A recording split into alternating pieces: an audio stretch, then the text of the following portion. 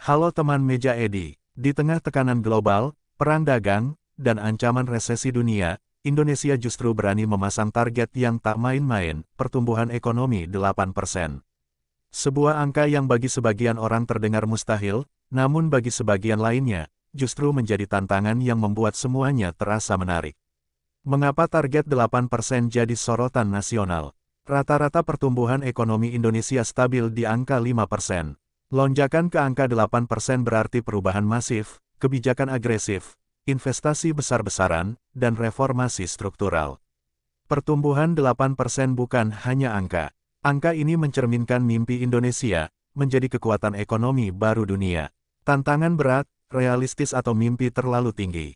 Masalah daya saing industri, ketergantungan pada komoditas mentah, kesenjangan infrastruktur. Banyak ekonom menyebut angka ini ambisius. Tapi sejarah menunjukkan, negara yang berani menargetkan tinggi justru memiliki peluang lebih besar untuk meloncat lebih cepat. Peran teknologi dan transformasi digital. Ekonomi digital diprediksi menyumbang ratusan triliun. UMKM go digital, e-commerce, fintech, dan AI sebagai pendorong pertumbuhan. Indonesia punya modal besar, populasi muda yang menguasai teknologi. Reformasi sektor industri dan manufaktur. Fokus pada hilirisasi, mendorong produksi dalam negeri. Pemanfaatan SDA agar tidak hanya diekspor mentah. Investasi asing dan dalam negeri meledak. Perbaikan regulasi, iklim investasi yang lebih ramah. Proyek-proyek strategis nasional sebagai magnet investor. SDM unggul, kunci utama. Pendidikan vokasi, upskilling pekerja, bonus demografi. Tanpa SDM berkualitas, ekonomi 8% hanyalah mimpi. Pemerintah, kalau tak ada tantangan, gak menarik. Dialog dramatis, pemerintah menegaskan bahwa tanpa tantangan, pembangunan tidak akan bergerak cepat. Semangat optimisme, tantangan justru memicu inovasi. Analisis para ekonom, ada yang optimis, ada yang skeptis. Menyoroti konsistensi kebijakan, disiplin fiskal, dan stabilitas politik. Infrastruktur, jalan, pelabuhan, kereta cepat, semua digenjot. Efek domino infrastruktur terhadap pertumbuhan ekonomi. Pengurangan biaya logistik, sektor unggulan, energi baru terbarukan. Indonesia kaya potensi air, angin, panas bumi. Transisi energi sebagai sumber ekonomi baru. UMKM jadi pilar utama pertumbuhan. Digitalisasi UMKM. Akses permodalan. Ekspor produk UMKM ke pasar global. Tantangan global, apakah Indonesia bisa tetap tumbuh? Inflasi global. Kenaikan suku bunga dunia, disrupsi geopolitik, perbandingan dengan negara yang pernah tumbuh 8%. China, India, Vietnam. Apa yang bisa dipelajari dari mereka? Generasi muda, penentu masa depan ekonomi 8%. Peran startup, inovator, kreator digital. Semangat entrepreneurship. Apakah kita siap berlari lebih cepat dari sebelumnya? Target 8% mungkin tampak berat, tapi bukan tidak mungkin. Semua kembali pada satu hal, kemauan kolektif untuk berubah. Salah satu mesin utama pergerakan ekonomi adalah kebijakan fiskal. Dengan menyesuaikan sistem perpajakan, memberikan insentif untuk industri prioritas, serta mempermudah restitusi pajak, pemerintah bisa menggerakkan investasi dan produksi. Target 8% tidak bisa dikejar hanya dengan semangat, harus ada permainan angka yang tepat. Bahas, keringanan pajak untuk pabrik baru.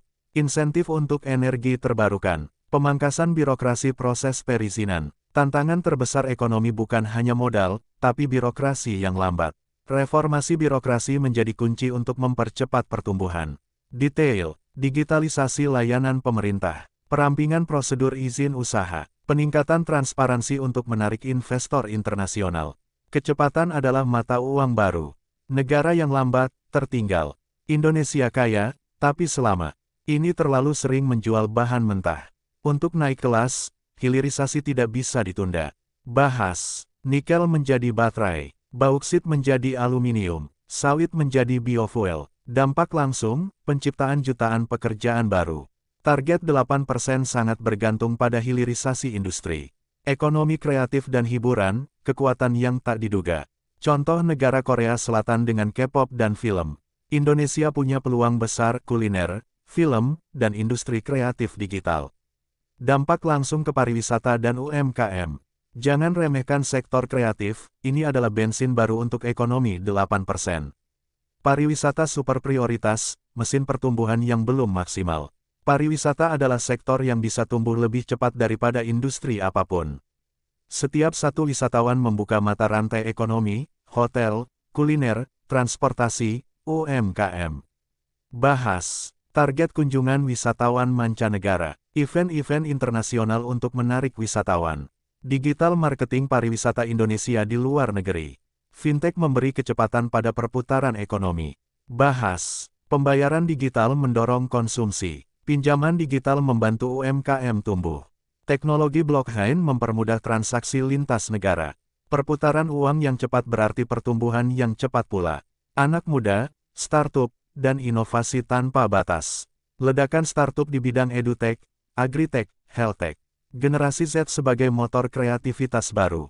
Inkubasi startup oleh BUMN dan pemerintah. Di tangan anak muda, pertumbuhan 8% bisa menjadi kenyataan. Tidak semua cerita mulus. Tantangan terbesar adalah mentalitas. Bahas korupsi kecil hingga besar. Pemborosan anggaran negara. Proyek mangkrak yang merugikan triliunan. Kita tak bisa mengejar ekonomi 8% bila kebocorannya masih besar. Ekonomi hanya bisa berlari cepat bila politik stabil. Bahas hubungan kebijakan ekonomi dengan kepercayaan investor.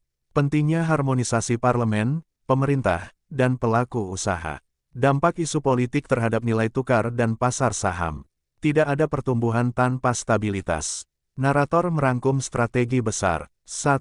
Transformasi digital total. 2. Hilirisasi dan industrialisasi terpadu. 3. Optimasi pariwisata dan ekonomi kreatif. 4. Reformasi pendidikan. 5. Investasi masif dalam infrastruktur hijau. 6. Pemberantasan korupsi secara total. Ini bukan perjalanan 1 atau 2 tahun. Ini maraton besar menuju Indonesia Emas 2045. Pertumbuhan ekonomi 8% bukan tujuan, itu adalah pintu. Pintu menuju bangsa yang lebih kuat. Pintu menuju kesejahteraan rakyat. Pintu menuju Indonesia sebagai kekuatan baru dunia. Target ini mungkin tampak tinggi, tapi bangsa besar tidak pernah takut menargetkan tinggi. Karena seperti kata seorang tokoh, kalau tidak ada tantangan, hidup ini tidak menarik. Pertumbuhan ekonomi 8% bukan sekadar angka, ini adalah simbol keberanian bangsa. Simbol bahwa Indonesia ingin berdiri sejajar dengan kekuatan ekonomi dunia. Tantangan selalu ada, hambatan pasti muncul. Namun seperti kata banyak pemimpin, kalau tidak ada tantangan, hidup ini tidak menarik. Dan mungkin saja, justru di tengah tantangan inilah Indonesia menemukan momentum untuk melompat lebih tinggi daripada yang pernah dibayangkan. Jangan lupa like, share, dan subscribe, karena perjalanan menuju ekonomi 8% masih panjang, dan kami akan terus mengupas setiap langkahnya.